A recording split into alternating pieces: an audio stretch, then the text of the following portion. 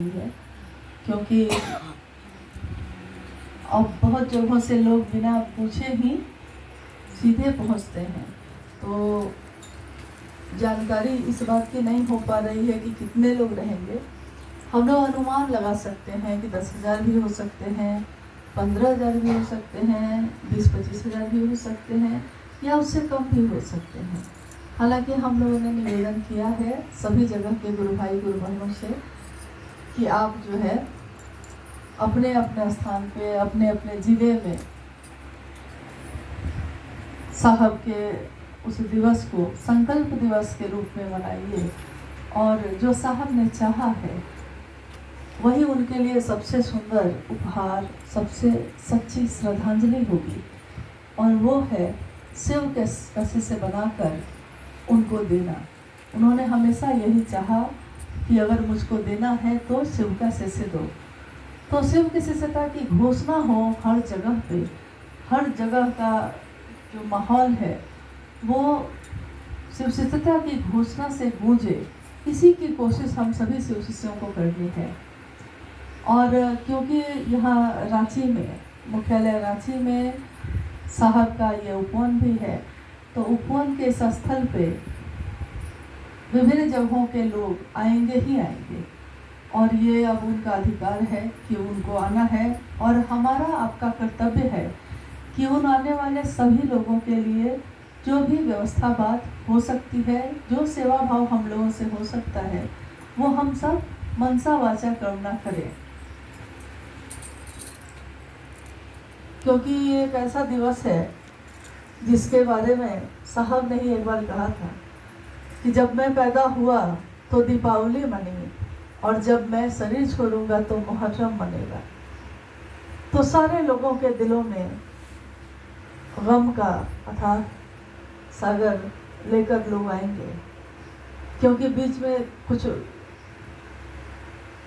जीवन जीना सीख जाता है आदमी, लेकिन जैसे जैसे वो सारे दृश्य आंखों के सामने घूमते हैं तो सब कुछ फिर से उसी तरह ताज़ा होकर याद आने लगता है। तो हमारे द्वारा उन सभी लोगों के लिए सही व्यवस्था हो सके, इसी की कोशिश हम सब करेंगे। अब उसमें चूँकि रांची के गुरु भाई गुरु बहन आज से नहीं, लगभग 24 वर्षों से लगातार कितने कार्यक्रम हुए, कितनी बातें यहाँ हुई, कितने संगोष्ठी, कार्यशाला और कार्यक्रम, महोत्सव, सबका आयोजन हुआ, जिसमें उन्होंने हमेशा बढ़ चढ़ कर हिस्सेदारी भी ली और इसको सुंदर ढंग से संपादित करने में अपना अमूल्य योगदान भी दिया है। क्योंकि कोई भी काम तभी सफल हो पाता है जब सारे लोग, एक एक व्यक्ति अपनी भूमिका को सही ढंग से निभाए। तो आज भी इसके लिए स्वयं सेवकों की सूची तैयार हुई है, जिसमें एक जो सूचना है उसके लिए अभी आपको भाई सोमेंद्र जी पढ़ के सुना देंगे, और किस तरह से हम लोग इसको करें, इसके लिए अर्चित आनंद जी से आग्रह है कि वो मार्गदर्शन करें, और बाकी तो अब हम लोग को खड़े होकर करना है इस काम को।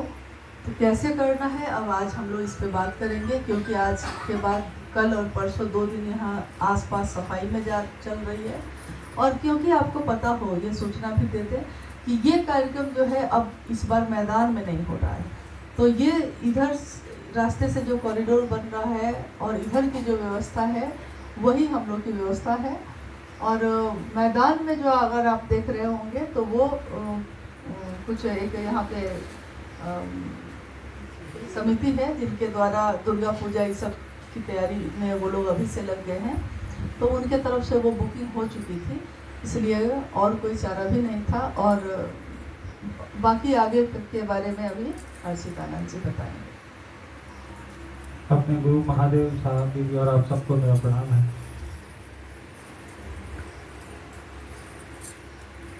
इस बैठक का मूल प्रयोजन सबको पता ही है कि क्यों बैठक आप सबों के साथ बुलाई गई है।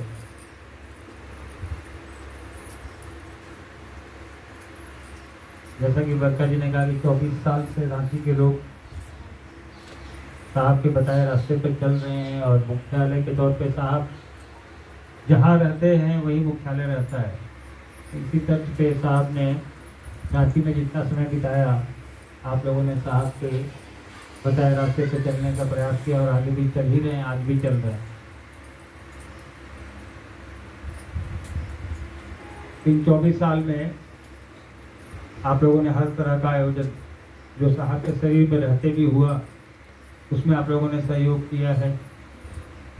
साहब के शरीर में नहीं रहने के उपरांत भी 3-4 आयोजन हो चुके हैं, उसमें भी आप लोग सहयोग कर रहे हैं। और वैसे भी एक चीज जान लीजिए, किसी भी समूह का, किसी भी संगठन का की जो रीढ़ होती है ना, वो उसके स्वयंसेवक होते हैं, वो उसके कार्यकर्ता होते हैं। ये पूरी दुनिया का नियम है। किसी से परिवार हो, किसी से वैश्विक किसी परिवार हो या फाउंडेशन हो, ये संस्था है और साहब का बनाया हुआ ये मुख्यालय है। आप सभी इसके बैकबोन हैं, क्योंकि कोई भी व्यवस्था बिना कार्यकर्ता, बिना स्वयंसेवक के नहीं चल सकती। ये पूरी सृष्टि में है, पूरी दुनिया में है। हर संस्था के अपने लोग होते हैं, अपने स्वयंसेवक होते हैं, अपने कार्यकर्ता होते हैं। आप देखेंगे कि सरकार भी स्वयंसेवक बनाती है। जो लोग सरकारी नौकरी में होंगे उनको पता होगा कि सरकार भी स्वयंसेवक बनाती है, जरूरत पड़ने पे उनसे काम लेती है। तो साहब ने हमको आपको माहेश्वर शिव से जोड़ा है, कि गुरु स्वरूप से जोड़ा है, उसके अलावा उसकी व्यवस्था से भी आपको जोड़ा है। ये काम कैसे चलेगा? गुरु भाई गुरु बहन तो करोड़ों की संख्या में है, लेकिन आप जो यहाँ मुख्यालय से जुड़े लोग हैं, आपका एक गुरु बहन होने के नाते तो जो आपका दायित्व बनता है वो आप करते ही हैं, क्योंकि उस व्यवस्था को चलाने में भी आप लोग का महत्वपूर्ण सहयोग रहता है। उसी के तहत साहब की ये दूसरी पुण्यतिथि, जिसको हम लोग संकल्प दिवस के रूप में पिछले बार भी हम लोगों ने मनाया था, इस बार भी 4 तारीख को हम लोग बाहर से आए हुए गुरु भाई गुरु बहनों की सेवा में हम लोग रहेंगे आप लोग के साथ। जैसा ही बरका जी ने बताया कि आने वाले लोगों की संख्या का अनुमान हम लोग नहीं लगा पाते। साहब जब तक शरीर में थे तब तक था कि साहब ने कह दिया कि हम इस दिन नहीं मिलेंगे, तो उस दिन लोग नहीं आते थे या मना कर देते थे कि तुम लोगों को नहीं आना है। अब स्थिति थोड़ी दूसरी है। हम लोग मना नहीं कर सकते किसी को कि यहाँ आपको नहीं आना है। मना करने पे लोग कई तरह की बातें करते हैं कि आप लोग मना करने वाले कौन होते। बात सही भी है, साहब से कोई मिलना चाहता है तो हम कैसे मना कर सकते हैं? कोई भी नहीं मना कर सकता है। लेकिन एक व्यवस्था है, व्यवस्था के तहत आदमी, इंसान अगर ज़्यादा किसी एक जगह पे इकट्ठे होते हैं तो व्यवस्था करने में थोड़ी परेशानी हो जाती है।